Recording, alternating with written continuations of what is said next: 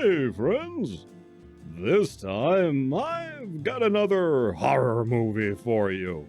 A slasher from 1981 called The Prowler. Our story goes like this.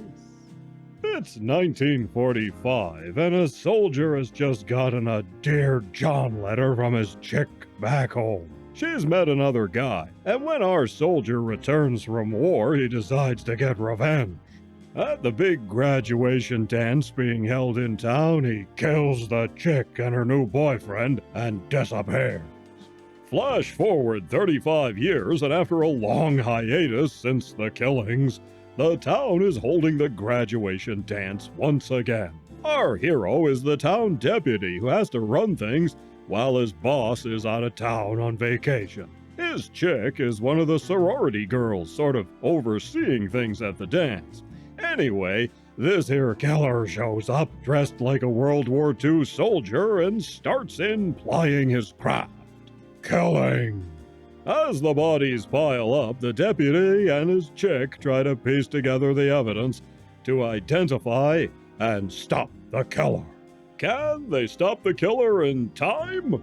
In our cast, there are a few brand names. Farley Granger plays the town sheriff.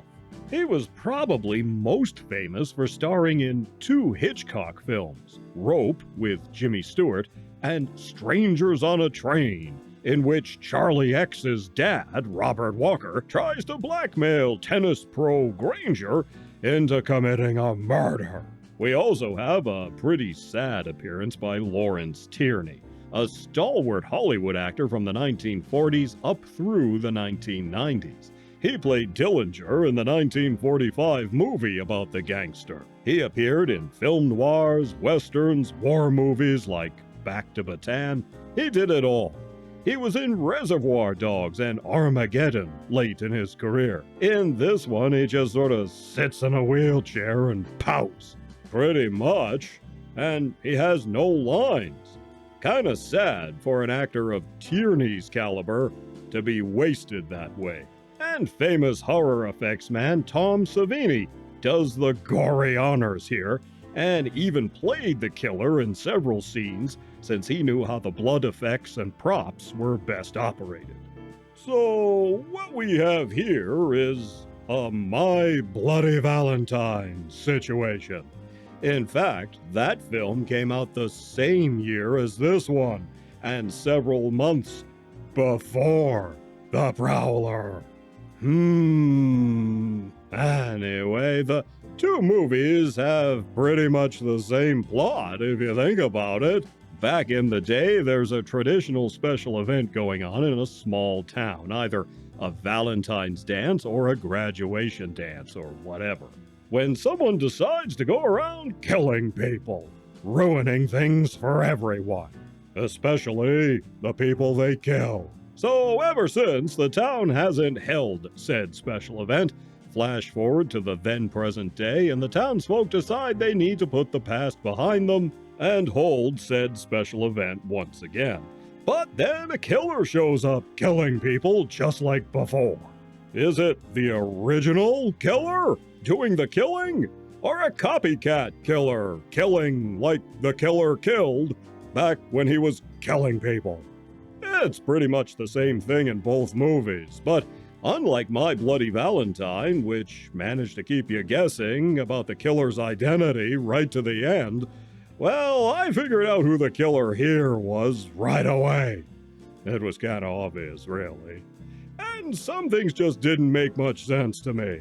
See, this here killer, his whole shtick is dressing up like a World War II soldier, right? But when he kills people, he favors using a pitchfork.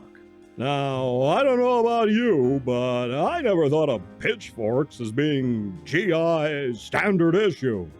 He has guns and other weapons, but goes for the pitchfork a lot of the time.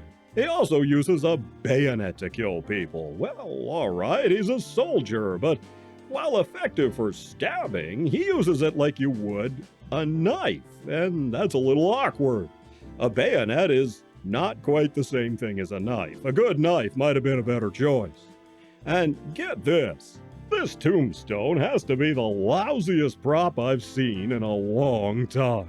The director thought so too. He hated the thing. This scene, by the way, was shot in a real graveyard on a Halloween night. And this grave here, they didn't dig that grave for the movie. That was dug by the cemetery staff so it could be occupied the next day. That's right. I've heard of going for realism in the movies, but maybe that's a bridge too far.